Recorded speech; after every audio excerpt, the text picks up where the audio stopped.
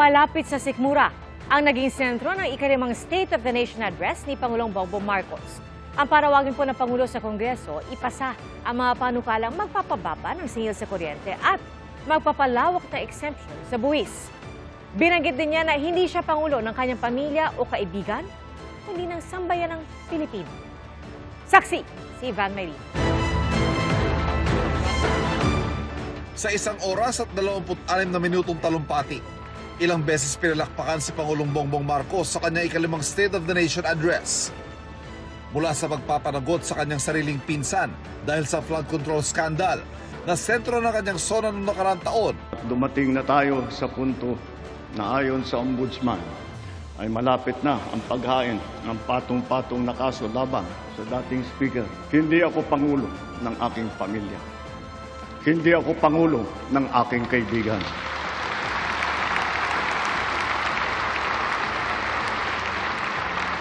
Ako ay Pangulo ng Pilipinas at ang tungkulin ko ay sa inyo, ang aking mga kapwa Pilipino. Hanggang sa matapang na pagtindig sa ating karapatan sa West Philippine Sea. We are not greedy, we are not racists, we are not liars. Pinalakpakan din ang mga usaping malapit sa sikmura ng ordinaryong mamamayan, gaya ng pagpapalawak ng tax exemption. Hindi natin kaliligtaan ang ating mga manggagawang Pilipino, lalo na ang mga middle class, pati na ang mga maliliit na negosyo.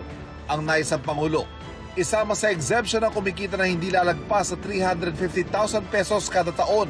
Sa ngayon, exempted ang mga kumikita na hindi lalagpas sa 250,000 pesos. Kaya bilang natatanging proteksyon sa kanila at para mas mapakinabangan nila ang pinaghirapan nilang kita, nananawagan ako sa Kongreso upang maipasa ang batas na magbibigay ng bahagyang ginhawa para sa ating bayaring buwis.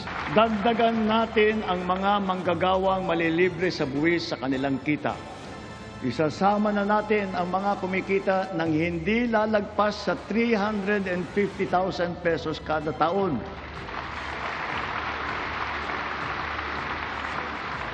Kasabay nito ang karampatang pagbaba ng income tax ng iba parang manggagawa. Pangalawa, ang mga maliliit na negosyo ay hindi napapatawan ng minimum corporate income tax. Ipinanukala niya ang pagbibigay ng amnesty sa buwis.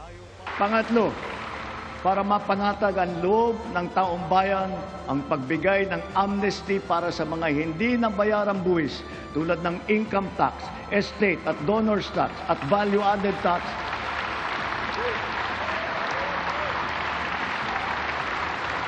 Kasama na rin dyan ang mga multa na kaakibat ng mga ito. Nanawagan din ang Pangulo sa Kongreso na amyandahan ang Electric Power Industry Reform Act o EPIRA para matanggal na ang system loss charges. Ito ang binabayaran ng mga consumer para sa mga ninanakaw na kuryente at nawawalang kuryente habang dumadaloy sa kable. Hindi naman kasalanan ng consumer kung bakit nagkaroon ng systems loss. Kaya hindi naman tama na kailangan sila pa ang pagbabayarin dito.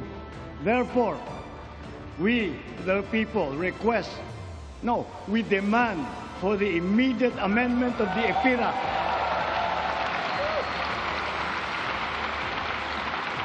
And to prohibit charging systems lost against consumers, including the value-added tax thereon. Hinimok din ng Pangulo ang mga mababatas sa ipasa ang Sariling Kuryente Act para mas maging abot kaya ang mga rooftop solar panels at battery storage systems. Nangako ang Pangulo na sa nalalabing-2 taon ng kanyang administrasyon ay tatapusin ang mga nasimulan at tutuparin ang mga pangako. Kabilang na riyan ang mga proyektong pang-infrastruktura. Sa susunod na taon, ang mga tren ng North-South Commuter Railway ay tatakbo na sa pagitan ng Valenzuela at Malolos. Sisikapin ng DOTR na sa pagtapos ng administrasyong ito, tapos na rin ang railway hanggang sa Clark. Sa susunod na taon, bubuksan na rin ang 12 stasyon ng MRT-7. Pati ang mas pinalawak na benepisyo pangkalusugan. Para mapaganda pa ang suporta natin sa mga batang may developmental disabilities Dodoblehin natin ang PhilHealth package para sa pagpapatingin sa therapy. Mas madali na rin daw ang pag-access sa tulong medikal sa pamamagitan ng eMyFit program para mapabilis ang pagkuha ng serbisyo medikal para sa mga Pilipino. Ibinida rin ng Pangulo na naging maagap sila sa pagtugon na magkakrisis dahil sa gulo sa Middle East.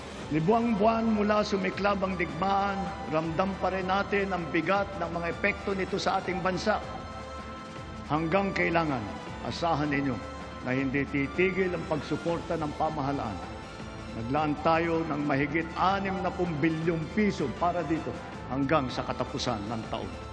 Ilang beses ding sinabi ng Pangulo, ang mga pondong naiiwas sa mga tiwali ay ibinuhos ng pamahalaan sa mga proyektong pakikinabangan. Ang pondo na naisalba natin na balak ibulsa ng mga tiwaling opisyal ay sa taong bayan natin ibinubuhos. Ngayon ipipihit natin ang mga programa sa mas nangangailangan nating kapwa Pilipino para naman mas malawak at mas marami ang maaabot ng tulong. Ako si Ivan Mayrina, ang inyong saksi. Iginit po ni Pangulong Bongbong Marcos na hindi matitinag ang Pilipinas sa gitna ng anyay banta sa dignidad at respeto sa sarili ng mga Pilipino. Isinulong din ng Pangulo ang nuclear energy, gayon din ang itatayong AI hub sa Tarlac na pinupuna ng ilang grupo. Saksi, si Tina Panganiban Perez. Filipinos are a noble, kind, gracious, and great race. We are not greedy. We are not racists. We are not liars. Matapang ang mga huling salita ni Pangulong Bongbong Marcos sa kanyang ika-5 State of the Nation address. Binigyan siya ng standing ovation sa kanyang tinuran. Hindi tinukoy ng Pangulo ang pinatutungkulan niya, pero binanggit ang anyay banta sa dignidad at respeto sa sarili ng mga Pilipino. We are respectful and we are dignified. We are Filipinos and we do not yield. Kasunod niyan, iginiit ng Pangulo na patuloy na isusulong ng gobyerno ang 2016 Arbitral Award na nagpatibay sa mga karapatan ng Pilipinas sa West Philippine Sea sa ilalim ng United Nations Convention on the Law of the Sea o UNCLOS. Patuloy anyang gagamitin ang anumang mapayapa at legal na paraan laban sa mga magtatangkang sirain ang tagumpay na ito. We give honor to our armed forces, the Coast Guard, even our fisherfolk, who all continue to patrol and ply our seas in the face of great risk.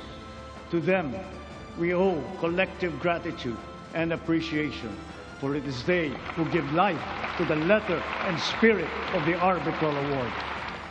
Bago yan, itinampok ng Pangulo ang maayos na pakikipag-ugnayan ng Pilipinas sa ibang mga bansa na magandaan niya ang bunga sa ekonomiya. Because of these international engagements, the Philippines now has 23 free trade agreements in force or under active negotiations with other countries. We have also maintained export competitiveness for our indigenous farm products such as ube, coconut, bananas, other tropical fruits. And we have now ventured into new invaluable ones like enoque mushrooms. Over the past 3 years, more than 6 trillion pesos in investments have been facilitated through our green lanes. These are estimated to create over 400,000 jobs for our fellow Filipinos. Isa sa ipinagmalaki ng Pangulo ang pakikibahagi sa Pax Silica Initiative na pinangungunahan ng Amerika. The Pax Silica Industrial Hub will create an ecosystem that will have AI at its core. It will bring quality jobs to our people, accelerate our industrial competitiveness, and revitalize our economy. Pero patuloy ang pagpuna ng iba't ibang grupo saan nila'y hindi binabanggit na magiging epekto ng proyektong ito at maaaring idulot na pinsala sa mga lupain, kalikasan at kabuhayan ng mga magsasaka. Ibinida rin ng Pangulo ang anyay malakas na network sa nagkakaisang ASEAN o Association of Southeast Asian Nations. The ASEAN +3 Emergency Rice Reserve System will guarantee emergency rice supply in case of shortage in our domestic production. The ASEAN Digital Economy Framework led by the Philippines, will harmonize digital rules and enable cross-border digital transaction. Likewise, the framework agreement on petroleum security for the joint stockpiling of energy assets in the region has been ratified. Nabanggit din ang kauna-unahang spaceport na itatayo sa Cagayan. Cagayan is both geographically and economically primed to serve as our gateway to space and host the country's first spaceport. A sounding rocket launch test is slated for next year. This we will do in partnership with a South Korean aerospace company. Sa sektor ng edukasyon, sabi ng Pangulo, patuloy ang pagpapalakas sa senior high school curriculum. Patunay anya ang tumataas na kalidad ng kolehiyo sa bansa. Ngayon, 140 kolehiyo na ang pumasok na sa World University Rankings. Lagpas kalahati sa kanila ay state at local universities and colleges kung saan libre ang matrikula. Para mahikayat ang kabataan na magtapos ng kolehiyo, ang tanggapan ng Pangulo ay naglaan ng 100,000 piso para sa 5 estudyante sa bawat barangay sa buong bansa. Sila ngayon ang ating presidential scholar. Sa mga mas batang mag-aaral, mabisang suporta, sabi ng Pangulo, ang nagpapatuloy na school-based feeding program. Sa programang ito, mapapakain natin ang mahigit 4.5 milyong kinder at grade 1 at mga mag-aaral na grade 2 at pataas na mga lubos na nangangailangan ng nutrisyon. Higit pa sa maayos na edukasyon na nawagan ng Pangulo sa pagpapaigting ng proteksyon sa mga bata. We must protect them from the harmful influences and forces that exploit their vulnerability. The corrosive influence of fake news, the unfettered exposure to pornography, even to minors, the constant depiction of casual violence, and the toxicity and hate culture pervasive in social media. These pernicious influences lead to issues of their mental health, rise in teenage pregnancies, and HIV/AIDS cases, and other extremely harmful consequences. Nagpaabot ng pakikiramay ang Pangulo sa mga magulang at kaanak ng mga mag-aaral na nasawi sa karahasan. Kabilang dito ang mga biktima ng pamamaril sa isang high school sa Tacloban City.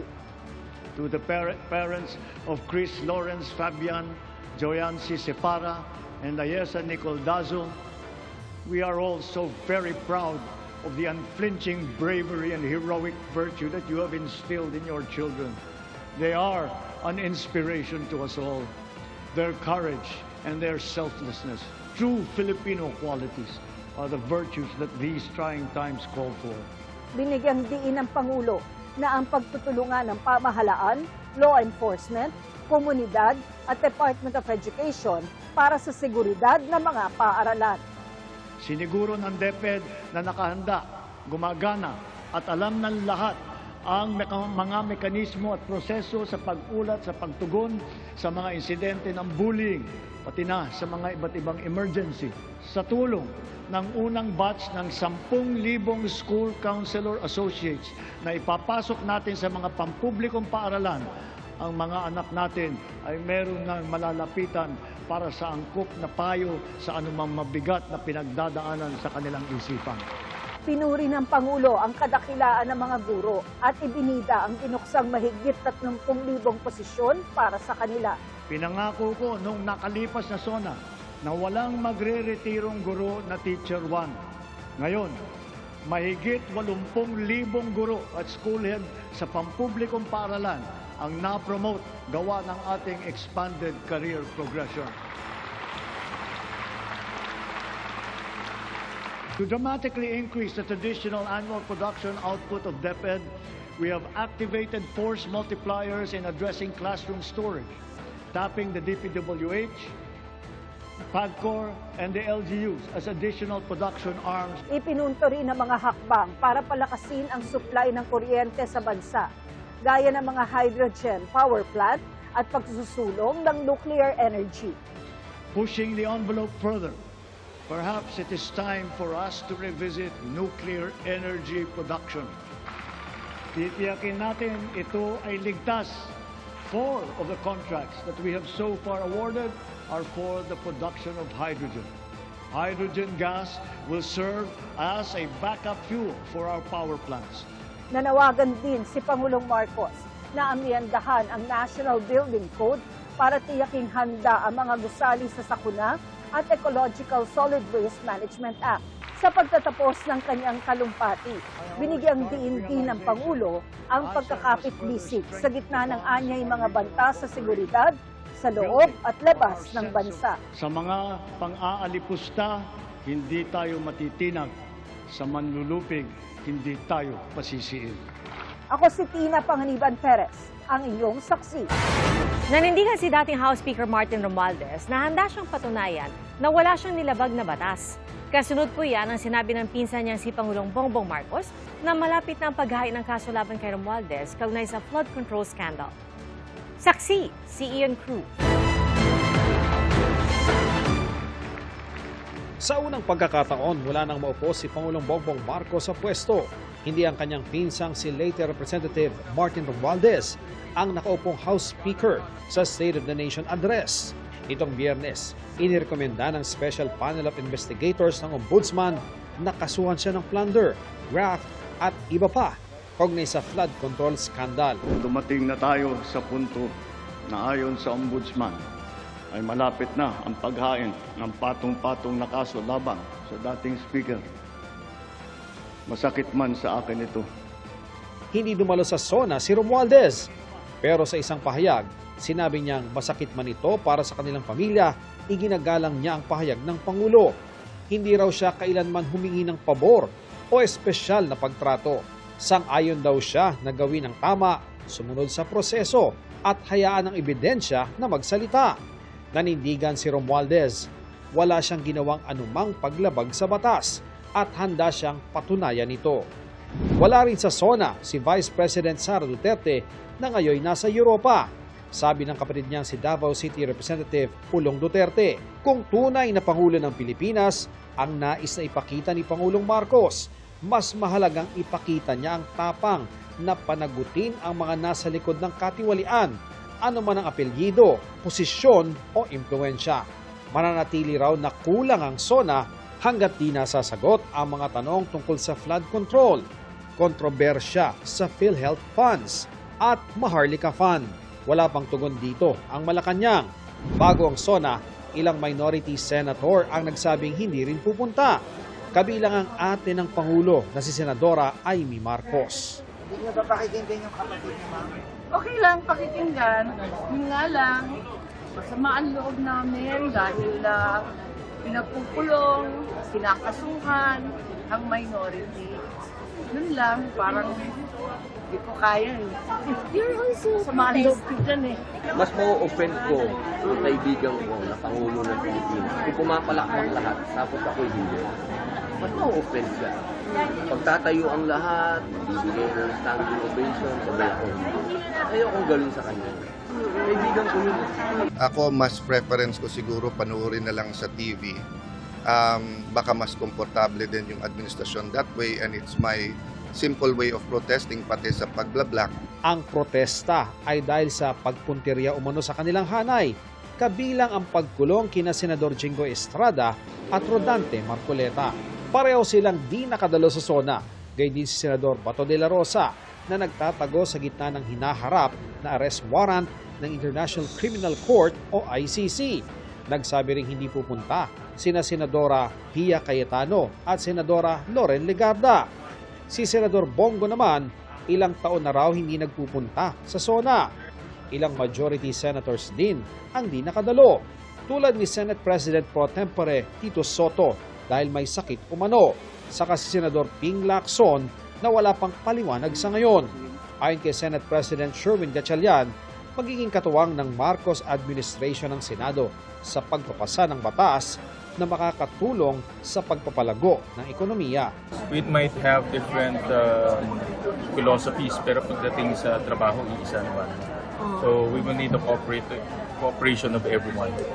even the majority, kasi kung Meron pa mga nagtatampo sa isa't isa from the minority majority.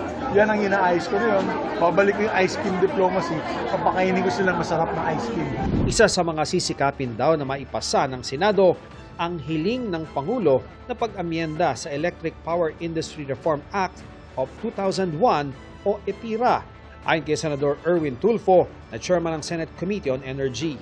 Sinimula na raw ang mga pagdinig kaugnay nito. We will work on it. Naka-first hearing na tayo, so second, third, and then ibababa na po natin for sponsorship. Ayon naman kay House Speaker Bo J.D., ang EPIRA law rin ang isa sa mga ipaprioridad ng Kamara. Gayun din ang iba pang panukalang layong ibaba ang presyo ng kuryente at bawasan ang buwis. Ako si Ian Cruz, ang inyong saksi. Sa ibang balita, patay ang 85 anyos na babae matapos hampasin ng kahoy sa ulo sa Mangaldan, Pangasinan. Natagpo ang may pasa sa mukha at wala ng buhay ang biktima sa loob ng kanyang bahay. Na-recover sa pinangyarihan ng krimen ang 2x2 na ginamit sa pagpatay. Ayon sa pulisya, may person of interest na sila sa krimen. Posible umanong may kinalaman sa cash gift na natanggap ng biktima kaya nagawa ng suspect ang naturang krimen. Patay ang 4 na taong gulang na batang natrap sa sunog sa Talisay City sa Cebu. Ayon sa lola ng biktima, natutulog noon ang biktima kasama ang 6 na taong gulang na kaanak sa kwarto na nasa ikalawang palapag. Wala noon ang ina ng naswing bata, gayon din ang lola na nagtitinda sa palengke. Kapitbahay raw ang unang nakapansin na may sunog sa loob ng kwarto ng mga bata. Nahirapan daw silang pasukin ang kwarto dahil nakalock ito. Unang nakalabas ang 6 na taong gulang na biktima na nalapnos ng kamay. Isinugod sa ospital ang 4 na taong gulang na bata pero nasawi kalaunan. Ayon sa BFP, nag-overheat na clip fan ang posibleng sanhi ng sunog.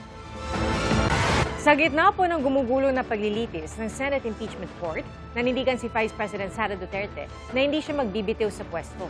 Sinabi po yan ng pangalawang Pangulo nang tanungin kasunod ng dinaluhan niyang programa para sa Filipino community sa London nitong Sabado. Never gonna happen. Hindi ako mag-resign dahil yun ay parang betrayal sa 32.2 million na mga kababayan natin na bumoto sa akin. Kung gusto ni BBM, tanggalin niya ako, gawin niya ang lahat, tanggalin niya ako. Sinusubukan pa namin makuha ang panig ng Pangulo at ng Palasyo kaugnay sa pahayag ng Vice Presidente. Muli na namang bumuhos ang malakas na ulan sa ilang bahagi ng Metro Manila ngayong gabi. Dahil dyan, kaya bumahas sa mga kalsada. Mataas ang tubig sa kahabaan ng Sampaloc sa Espanya, Maynila at sa Taft Avenue. Naranasan din ang malakas na pag-ulan sa bahagi ng Quezon City. Ay sa Pag-asa, habagat ang sanhi ng pag-ulan.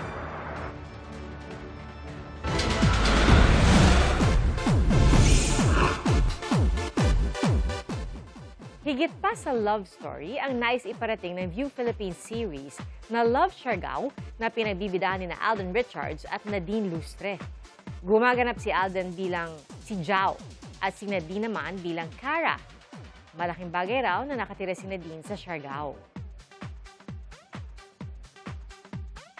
Just wanted to make sure that everyone is taken care of. So pag may mga breaks kami, nagyayaan kami, we suggest like nice spots to hang out in, to have lunch, dinner, ganyan. Pupunta sila sa bahay, nag-gym kami, ganyan. It's the love for what you have in front of you in terms of environment, the natural resources that we have. It's a campaign for acknowledgement and protection. Magkakasama buong cast kahapon para sa mid-season poster reveal at advanced screening ng serye. Sina Kim Jisoo at Kailin Alcantara, aminadong tinamaan ng Siargao curse. Na-enjoy raw nila ang buhay sa isla. Sa lakas ng pagkakasalpok ng dump truck sa isang van, bumangga ang van sa sasakyang may dashcam sa Silay City, Negros Occidental. Muntik pang tumagilid ang van. 7 magkakaanak na sakay ng van ang nagtamo ng sugat sa ulo, sa likod, pati na sa paa. Kabilang sa sugatan ng isang senior citizen.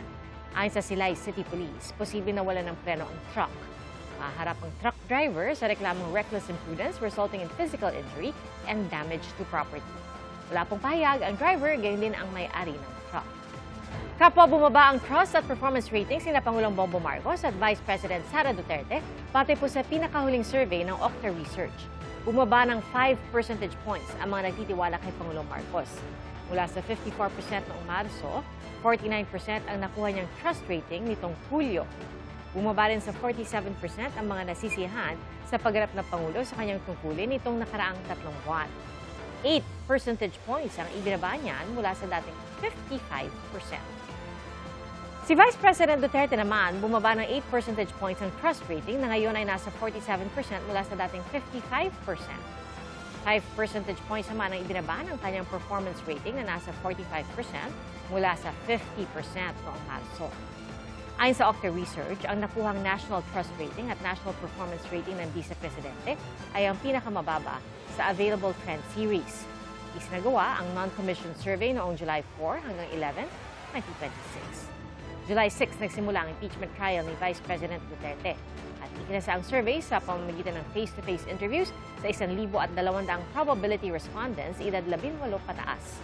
Mayroong plus-minus 3% na margin of error ang survey at confidence level na 95%.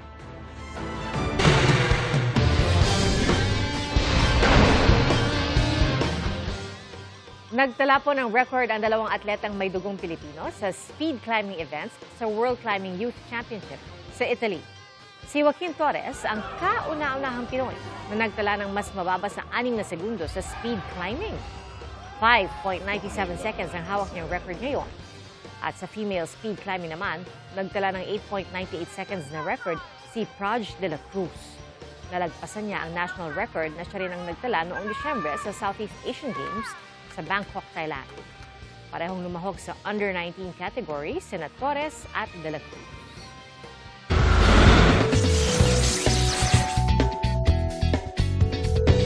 Tila nalito po ang isang babae matapos bumili sa isang convenience store. Pabalik na po siya sa kanilang sasakyan kung saan naghihintay ang kanyang mag-ama nang biglang... Hoy!